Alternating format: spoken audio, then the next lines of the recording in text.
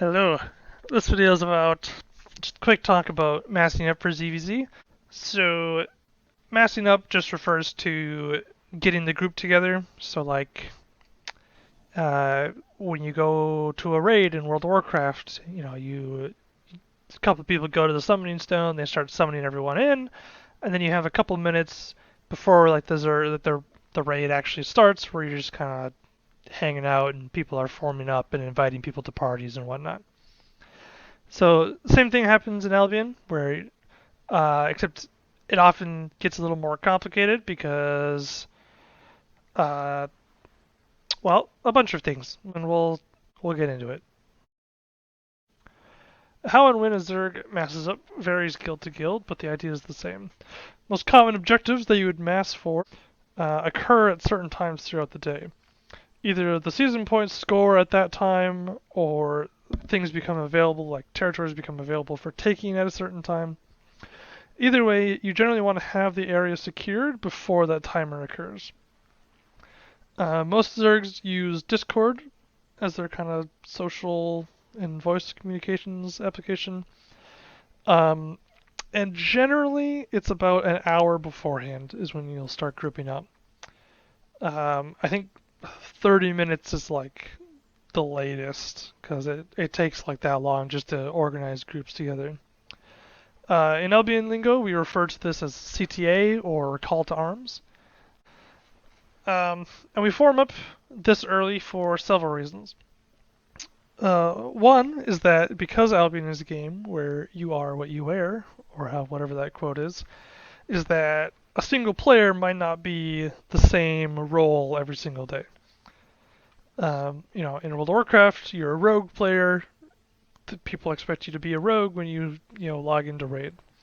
In Albion, we we kind of have that expectation, but maybe today Johnny wants to log in as a freaking staff of balance, and you gotta talk him out of it for 10 minutes or something like that. Who knows? Yeah, so it takes some time to get balanced party compositions together. Make sure every party has at least four tanks, four healers, whatever, two locusts, that kind of thing. Another reason for being early is that it gives some buffer time for people who weren't paying attention to the clock, who weren't like ready to log in. Gives them a chance to finish what they're doing and log in, get their sets together, get to the island, that kind of thing. If you're an alliance, it gives the various leaders a chance to coordinate plans and objectives. Who's doing what, who's going to go where, that kind of thing. And sometimes there also may be a bit of travel involved.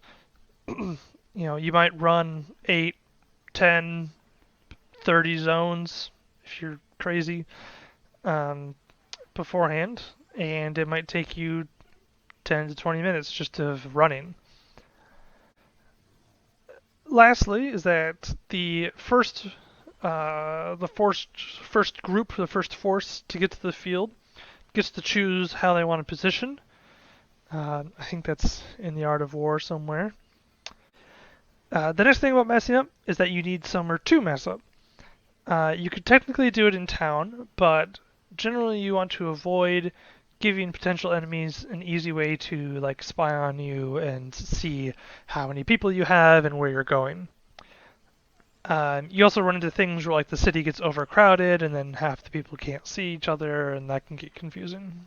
A lot of established guilds have guild islands set up in every city, or they have like alliance islands or something that they can use. Another kind of Albion trend is that the easiest way to invite people to your group is to right-click their name in the chat window and invite them from there. And so thus we have this tradition of Xing up when people type an X into the chat so you can invite them from there. Now, corralling 20 to 150 people and trying to set up organized party is no easy feat. People are going to be AFK. There's going to be a constant barrage of, can I play X weapon? Where are we going? Do I have 10 minutes to jerk myself off? To help facilitate this, I recommend designating places on the island for each role to congregate. It's not perfect, but it allows you to, at a glance, get a guesstimate of how many of each role you approximately have. and it allows people to go AFK since you want it to constantly ask where they're playing. You also don't even need them to X in chat since you could just click on them. It's up to your guild how strictly you try and enforce that. Most people are kind of lazy about it, mostly because it's really hard to get people to do very basic things, and people got to go buy sets and whatnot. But just make sure that you take your time to have like an organized party composition.